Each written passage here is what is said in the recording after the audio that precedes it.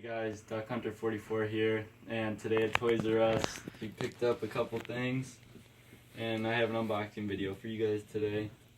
So first we got one of the Timmy and Tommy brothers. I thought that was pretty cool. I saw him. I want to collect all the Animal Crossing plush. And then next we got Skull Kid from Majora's Mask, little figure of him.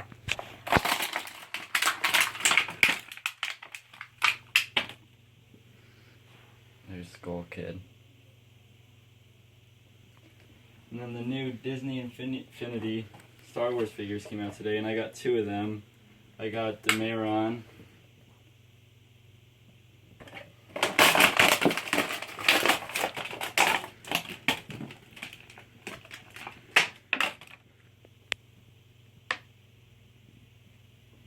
And Kylo Ren.